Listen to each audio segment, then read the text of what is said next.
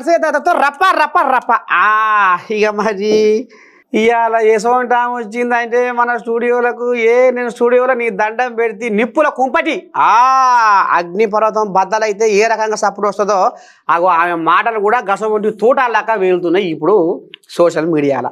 ఇవాళ గాయనే పట్టుకొచ్చిన మరి ఏంది తాత ఎట సంగతి ఇవాళ ఏం ముచ్చట అంటే మన కవితం మాట ఏదో ఊరూరా తిరిగి కథ కనిపిస్తుందట. గా ముచ్చట చెవులు వేస్తా మీరు చూస్తూనే ఉంటుంది మన నేను ఓ తల్లి శనార్థి తాత బాగేనా అంతా బాగున్నా. ఏం లేదు కానీ ఈ కవితమ్మ ఊర్ల పూట తిరుగుతుందట, ఏదేదో మాట్లాడుతుందట, ఇటు మళ్ళీ అయ్యన అంటుందట, అటు అన్న ఇటు బాబా మీ కాంగ్రెస్ వాళ్ళని కూడా బాగానే పొల్లు అరుచుకుంటుంది. ఎందుకు ఇప్పుడు ఈ తతంగం అందుకుంది? ఇప్పుడు తిన్నది అరుగుతలేదు, ఏం చేయమంట తాత? కోట్లు సంపాదించే తిన్నది మొత్తం తిన్నది అరగాలంటే ఏం చేయాలి? దురదలేస్తుంది చేతులు పైసలు. ఇప్పుడు ఏదో తెలంగాణ రాష్ట్రానికి నేను ఒక మరో జైలు వెళ్తాను అనుకుంటున్నామే, అట్లా గుర్తుకొస్తుంది నాకు సామెత. అంటే ఇన్ని డ్రామాలు ఇన్ని వేషాలు తెలంగాణ నా చెవులు తూటు పడతాయి, రక్తాలు కారుతున్నాయి. అది వాస్తవం తాత, వాస్తవాలు చెప్తే చెవులు రంధ్రాలు పడతాయి. నిజం అనేది లోకంలో ఉండొద్దు, అబద్ధం అనేది అందరిలో ఉంటది, అది గుర్తుపెట్టుకో. నీకే చెవులకు రంధ్రాలు పడుతున్నాయి అంటే తెలంగాణ రాష్ట్ర ప్రజలు ఎంత విసిగిపోయి ఉన్నారు తాత. ఇవాళ కల్వకుంట్ల ఫ్యామిలీకి బ్యాడ్ డే స్టార్ట్ అయ్యింది. మరి న్యాయం చేయని నిన్న మొన్న ఏదో సింగరేణి కాడు కూడా పోయినట్టు నేను అదే చెప్తున్నా. అసలు బాగానే కొట్లాడుతుందిగా సమస్యల మీద. ఇప్పుడు సమస్య 10 ఏళ్ళు కుంభాకరుడు 6 నెలలు తిన్న 6 నెలలు బంతాడుగా. వాళ్ళు అయ్యే అధికారం ఉన్నప్పుడు ఈమెకి ఏం గుర్తురాలా? ఎమ్మెల్సీ ఉన్నా గుర్తురాలా? కల్వకుంట్ల కేసీఆర్ బిడ్డ అయినప్పుడు గుర్తురాలే, లిక్కర్ దందాలు చేసినప్పుడు గుర్తురాలే, కోట్లు దండుకున్నప్పుడు గుర్తురాలే, కళ్ళు ఎడునేప్పుడు కర్మ. ఎక్కడి నుంచి వచ్చినావు? జాగృతి నుంచి వచ్చినావు. బతుకమ్మ నీ బతుకు కోసం, అదే బతుకమ్మ నిన్ను మళ్ళీ అదే నేల మీదకి తీసుకొచ్చింది. జాగృతిలో ఆమెతో నువ్వు సోపత్ చేసినా కాబట్టి సాహస దోషం ఇన్ని తెలుస్తున్నాయి, లేకపోతే నాకేం తెలుసు? అది కథ. లేకపోతే ఇంత అదిగా మాట్లాడలేం కదా మనము. ఆ గుణం చెప్తున్నా కదా, ఎవ్వరు ఎదగొద్దు, ఎవరికి రూపాయి పెట్టొద్దు. ఇవన్నీ ఇవాళ పోయి ఇవాళ తెలంగాణ వచ్చిన తర్వాత దాచుకున్నది ఎవరు, దోసుకున్నది ఎవడు? ఇవాళ రేవంత్ అన్న మీద అవాక్కులు చవాక్కులు అంటుంది. అసలు కాంగ్రెస్ పార్టీ లేకుంటే మీరెక్కడ? అసలు నీకు ఎంపీ పదవి ఎక్కడా? నీకు ఎమ్మెల్సీ పదవి ఎక్కడా? అసలు నువ్వేంటి? ఇవాళ కల్వకుంట్ల ఫ్యామిలీ అనేది ఎక్కడుంది? తెలంగాణ రాష్ట్రం వచ్చినాక తెలంగాణ కోసం మీకు తెలంగాణ మీ చేతిలో పెడితే రాష్ట్రాన్ని బికారం చేసిరు. ఇవాళ మళ్ళా ఇది సొంత గొడవలాగా, బావమర్దల గొడవలాగా ఏందంటే ప్రజలు డైవర్ట్ కావాలని చెప్పేసి బావను ఇక బావ మీద అవినీతి. బావ నిన్నమన్న చేసిండు అవినీతి, 10 ఏళ్ల కింద చేసిండు. మరి అప్పుడు ఎందుకు నోరు మూసుకున్నావు? ఓహో, అప్పుడు అనలేదు. తెలంగాణ ప్రజలారా మీరు నమ్మండి, హరీష్ రావు గారి మీద ఈమె వేస్తుంది. మరి ఆ 10 ఏళ్ళు ఎందుకు చెప్పలే? అంటుంది మా బావ అనకుండా, మా బావ అప్పుడు చెప్తుంది. మరి ఇన్ని రోజులు ఎందుకు నోరు మూసుకున్నావు?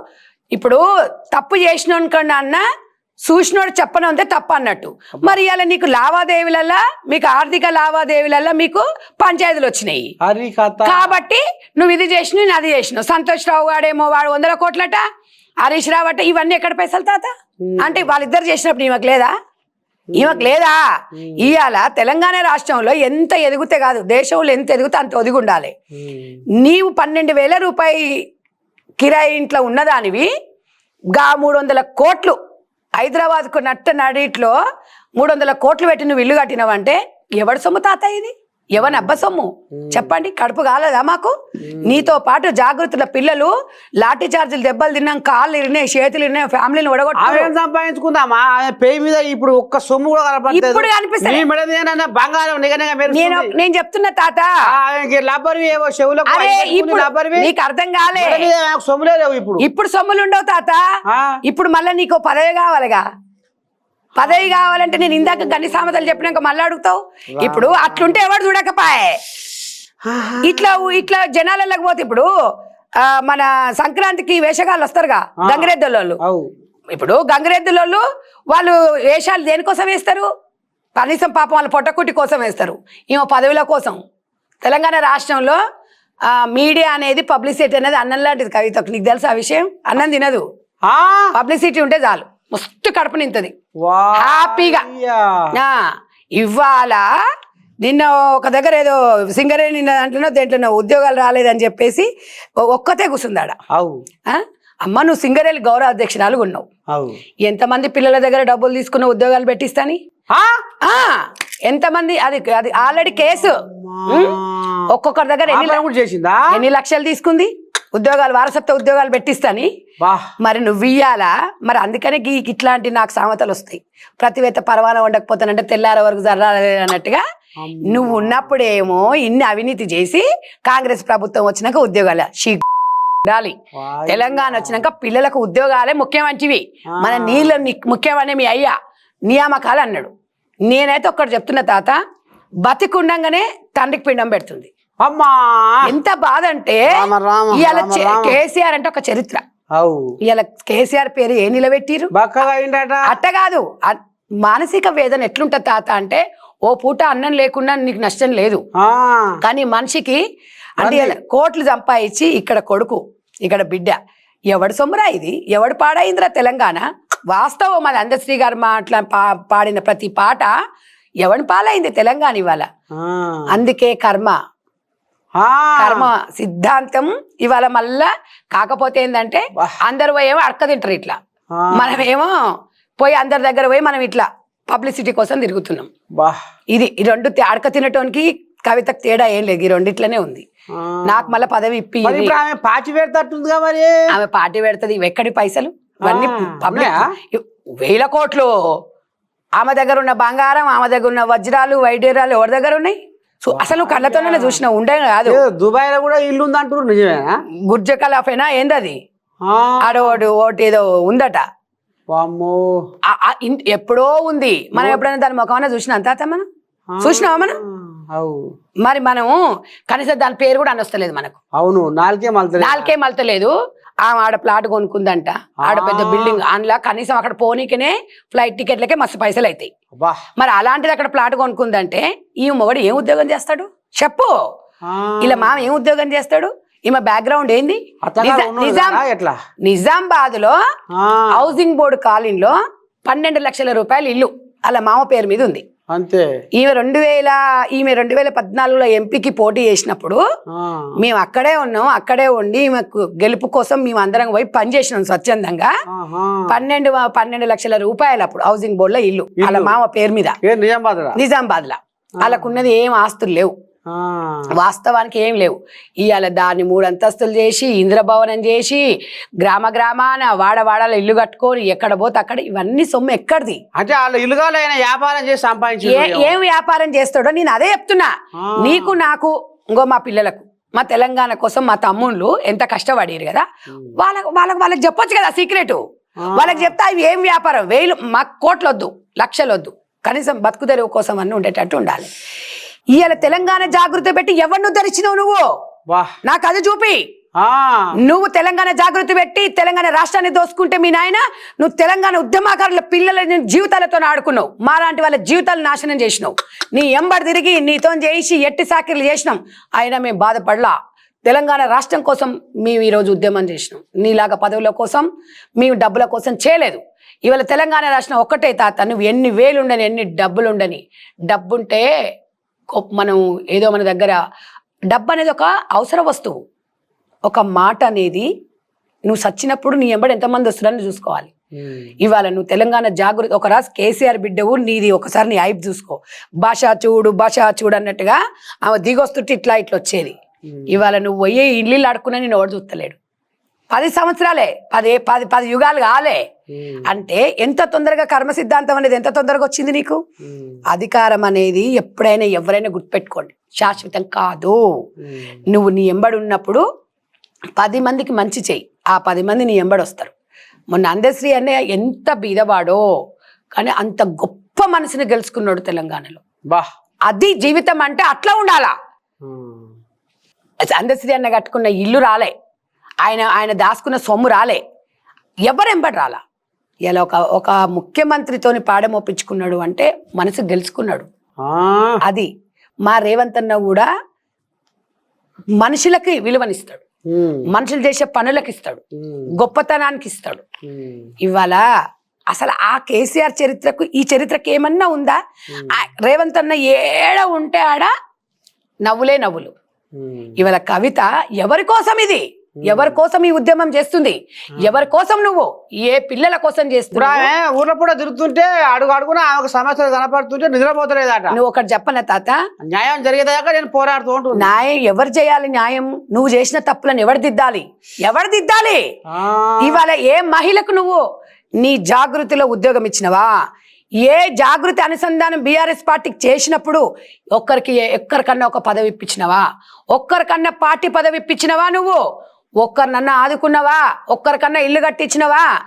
నీ పక్కన లెఫ్ట్ రైట్ ఉన్న దున్నపోతులాగా ఉన్న ఇద్దరు నాకు ఇండ్లు కట్టించి కోట్లకు పరిగెత్తిరు తప్ప నీ కోసం ఉద్యమాలు చేసిన వాళ్ళకు మా తమ్ముళ్ళకు ₹1 ఇచ్చినవి ఎవరికన్నా?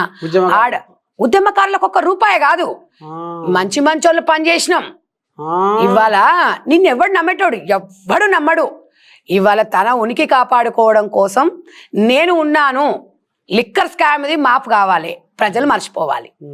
ఎంత మర్చిపోయిన తెలంగాణ రాష్ట్రంలో ఇవాళ మహిళల మనోభావాలతో ఆడుకుంది. లిక్కర్ దందా ఎవరు తాగుతారు తాత? ఇవాళ లిక్కర్ ఎవరు తాగుతారు? ఈ తెలంగాణ వచ్చిన తర్వాత గల్లి గల్లికో సారకొట్టు, బీరులు, బరండిలు, ఇదా బతుకులు? మరి ఆడితోనే సంసారం నడుస్తున్నారు కదా తెలంగాణ సంసారం. నువ్వు నువ్వు ఈడో షాప్ పెట్టి నువ్వు అందుబాటులో పెడితేనే తాగుతావు, లేకపోతే ఎందుకు తాగుతావు నువ్వు? చెప్పు. ఇప్పుడు మీరే అన్నారు ఉచిత బస్సు మేము పెట్టినాం. ఉచిత బస్సు పెడితే కొంతమంది వ్యతిరేకిస్తారు, కొంతమంది ఇష్టపడుతున్నారు. మరి మేము ఇప్పుడు వాడు తాగుడకు అలవాటు అయినోడిని మనం తీసిపెట్టినాం అనుకో, ఒక్క అమ్మ మెచ్చుకుంటుంది, 4 తిడతారు. చెప్పండి, సమాజంలో లోకం ఎట్లుంటదంటే రేవంత్ రెడ్డి ఒక్కరిని ఎందుకనాలి మనం? ఆయన ఏం వెంబడేసుకపోతుండు? ఆయన ఏం చేస్తుండు? 4 గంటలు కష్టపడుతుండు. చూపిండి ఆయన మీద ఏమున్నాయి అవినీతి? చూపించండి. విలాసమైన వస్తువులు ఒక్కడు తెలంగాణ ప్రజలు వాడుకుంటలేడు. ఆయన ఇంట్లో ఆయనే ఉంటుండు, ఆయన కార్లు ఆయనే తిరుగుతుండు, ఇప్పటికి తిరుగుతుండు, ఈ క్షణం వరకు తిరుగుతుండు, అలాగే తిరుగుతాడు. సర్కారు పరంగా ఏ పరంగా కూడా ఆయన నల్ల కార్లు ఏ కార్లున్నా అదే వినండి, ఏది ఉన్నా కూడా భద్రతా దళ ప్రకారంగా నామినల్ గా ఏదో కారు ఎక్కొచ్చు తప్ప ఆయన సొంతంగా దానికి దేనికి కూడా వాడడు. ఎందుకు మరి రేవంత్ అన్న కంటే రేవంత్ అన్న మనస్తత్వం ఎట్లాంటిదంటే ఈ అధికారం అనేది శాశ్వతం కాదు అని నమ్మిన ఏకైక వ్యక్తి ఎవరంటే రేవంత్ రెడ్డి గారు. కాబట్టి ఆయన ఊహాలోకంలో బతకట్లే, జనాలలో బతుకుతున్నాడు. జనం కోసమే పుట్టిండు, జనం కోసమే వచ్చిండు. ఇది రేవంత్ రెడ్డి గారికి కేసీఆర్ గారికి ఉన్న తేడా. తెలంగాణ తెచ్చినవు నువ్వు చరిత్ర, కానీ అది ఎవరి పాలయ్యింది? ఇవాళ దాన్ని సస్యశ్యామలం చేస్తుండు రేవంత్ అన్న. ఇవాళ ఫోన్ ట్యాపింగ్లో నమ్ముకొని మీరు డబ్బులు పక్కన పెట్టి వీడియోలు తీసి రేవంత్ అన్న మీద వేస్తారా మీరు? మీ చరిత్ర ఎవరికి తెలియదు. కాబట్టి ఒక్కటే చెప్తున్న తాత, కవిత మన తెలంగాణ రాష్ట్రంలో నమ్మినోడు ఎవడు లేడు. ఇక 4 పైసలు పెడితే కూలికోయటాలని ఇప్పుడు ఈమె ప్రయాణం అంతా ఉత్తదే అంటవా? ఉత్తదే. ఎవడని నమ్మేటోడు? ఎవడు నమ్ముతాడు? ఇప్పుడు మరి మాకు పూలమాలలు వేస్తుర్రు, పూలు చల్లుతుర్రు, పసుపు పెడుతుర్రు, పైసలు ఇస్తే అందరు చల్లుతారు. మరి ఇప్పుడు డబ్బు పెట్టి కొనుక్కుంటారు అధికారాన్ని. అధికారం ఉన్నప్పుడు మనుషులు కనిపించలా, తిట్టినోడే కానీ తిట్టనోడు లేడు తాత. పొద్దున్న లేస్తే ఇప్పుడు బిజినెస్, ఇదంతా ఒక వ్యాపారం. వ్యాపారానికి కూడా పబ్లిసిటీ కావాలి. ఎవ్వడు నమ్మడు తాత.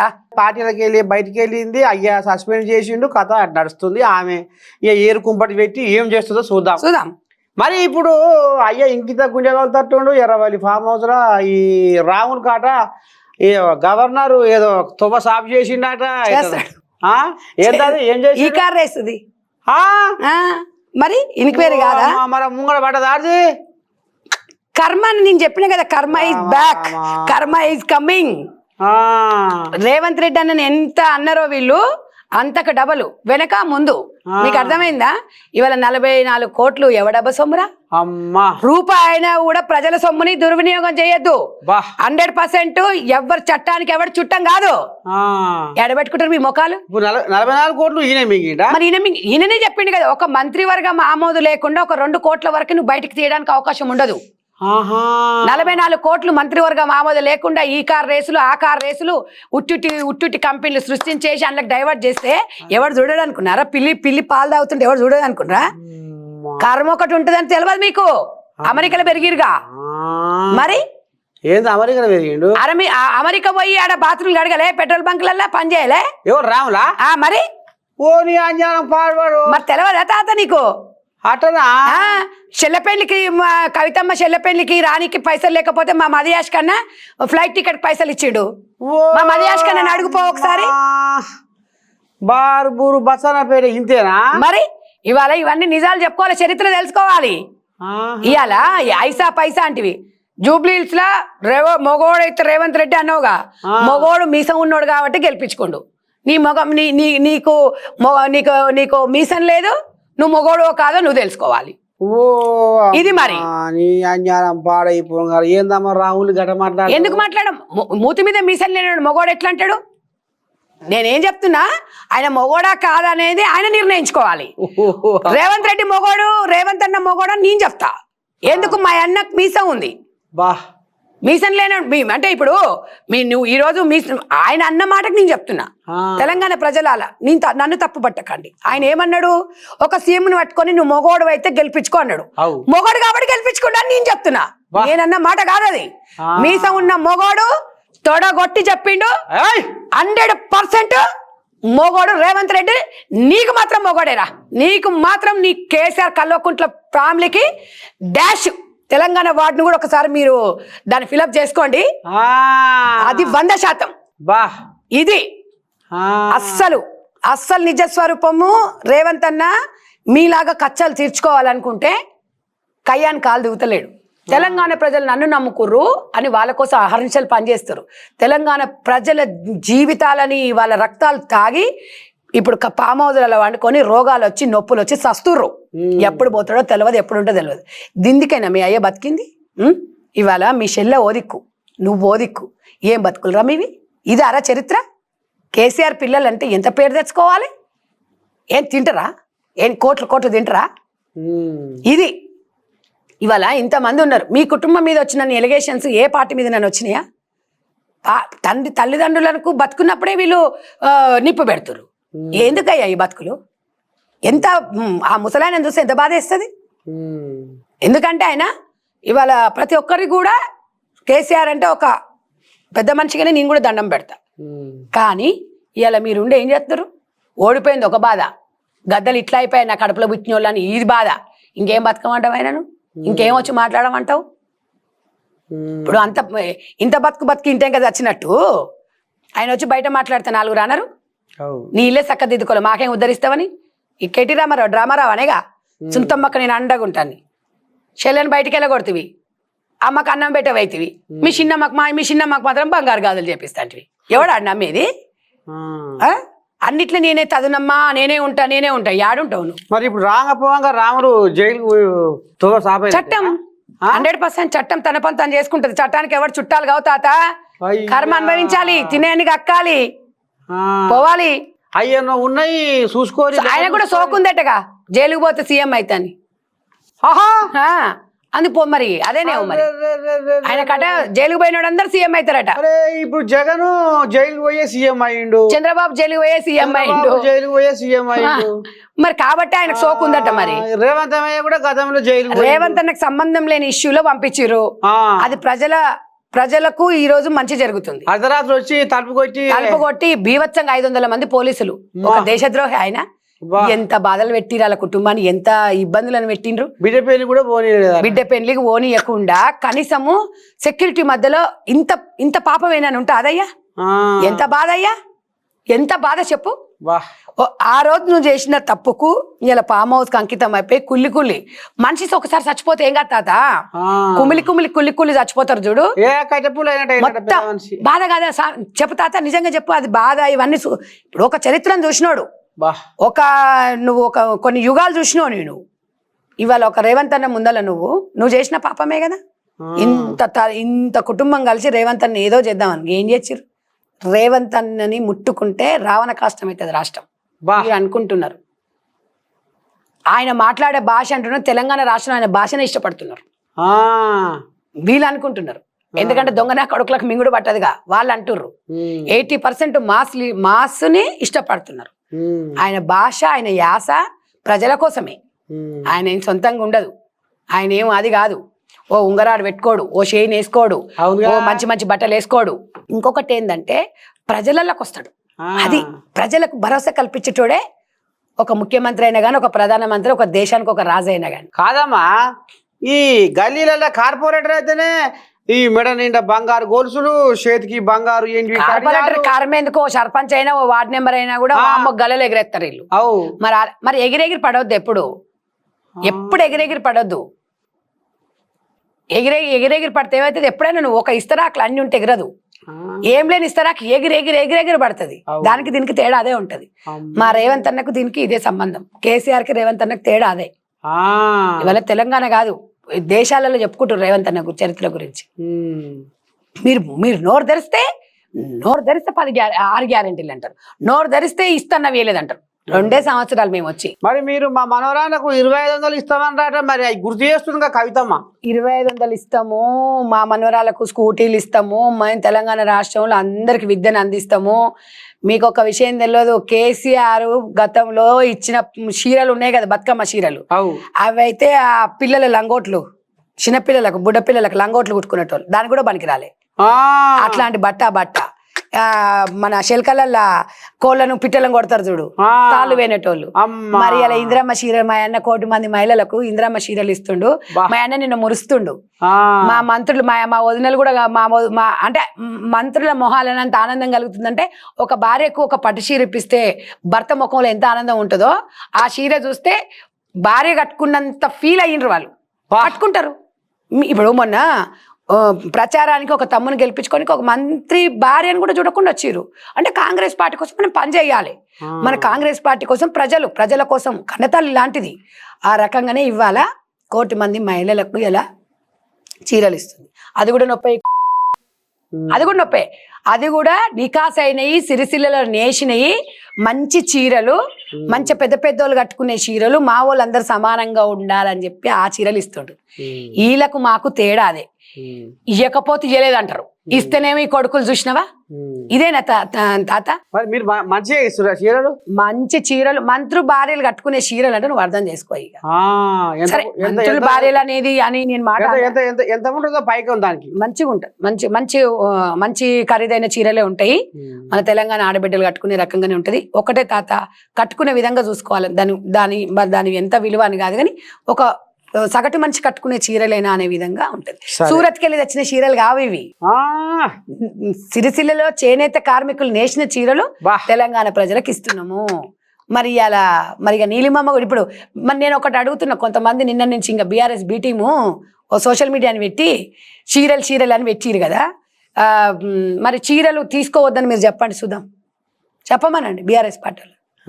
తీసుకోకండి మీ మాట ఎవడని వింటాడేమో. అంటే వాళ్ళు ఏమంటారు అంటే, సర్పంచ్ ఎలక్షన్లకు చీరలు ఇస్తారు, గీ సిగ్గు తప్పిన వాళ్ళు గిట్ట మాట్లాడతారు. ఏది చూడు ఓటు కోసమే లింకు పెడతారు. అసలు ఎలక్షన్లు ఎప్పుడు ఉన్నాయి, ఇది ఎప్పుడుంది? ఇందిరమ్మ జయంతి సందర్భంగా ఇవ్వాలని నిర్ణయించుకున్నాం కాబట్టి ఇందిరమ్మ పేరు మీద ఇస్తే బాగుంటది అని చెప్పేసి ఇస్తే కూడా వీళ్ళకి నొప్పులు. సరే, మరి ఇప్పుడు రాంగపోంగా రాములకి ఏం చెప్తున్నావు, ఆ కవితమ్మకి ఏం చెప్తున్నావు చెప్పిగా. ఇప్పటికైనా కవితమ్మని బుద్ధి మార్చుకోమంటున్నా, ఏషం కాదు, నీ మనసు మార్చుకో, బుద్ధి మార్చుకో, నిమ్మలంగా మంచిగా ఒక తెలంగాణ ఆడబిడ్డలాగా బతుకు. ఏమంటే నేను బతుకు, మాలాంటి ఆడపిల్లలకి అండగా ఉండు. నీ దగ్గర ఉన్న వాళ్ళకి 10 మంది మన తెలంగాణ తమ్ముళ్లకు గతంలో నీ దగ్గర పనిచేసి నీ కోసం పనిచేసిన వాళ్ళని పిలిచి వాళ్ళకు ఆదుకో, సగము పుణ్యం అని వస్తుంది. మరి రామునికి ఏం చెప్తావు? రామునికి ఏం చెప్తున్నా, కర్మ సిద్ధాంతం అనుభవించాలి. నువ్వు మాత్రం కర్మ సిద్ధాంతం అనుభవిస్తే గానీ నీ దులాను కాదు. అవుతుంది ఆడికి. ఇప్పుడు కర్మ దగ్గరకు వచ్చింది, పోతాడు, విచారిస్తారు, నిజమైతే బయటకు వస్తాడు, నిజం కాకపోతే లోపలెత్తారు. ఇది సూచనారులో నీ దండపెట్టి టీపీసీసీ ప్రధాన కార్యదర్శి బొజ్జ సంధ్యమ్మ ఈ రకంగా మరి మన ఏఎన్ఎన్ స్టూడియోలో ఆంబయ్య వెళ్ళబోసుకుని చూసిరు కదా. నేను ఏం చెప్పినా అగ్గి పర్వతం బద్దలైందా కాలేదా, ఇది కథ. ఇక ఆమె నోట్లోకి వెళ్ళి నిప్పుల కుంపటే బయటపడ్డది. చూడాలి మరి. ఇక మరి కవితమ్మ రేపు ఈ వీడియో చూసినాక ఆమె ఏమంటుందో, మరి రాములు కూడా ఏమంటాడో, వాళ్ళన్నాక మళ్ళీ ఈమెమంటుందో తల్లి ఊకూడు. అమ్మో చిన్నసన్న అదేం కాదు. మొత్తానికైతే మరి ఇక సంధ్యమ్మతోని ముచ్చట గిదుల్లా ఉంటా. శనార్థి. శరణార్థి. నమస్తే.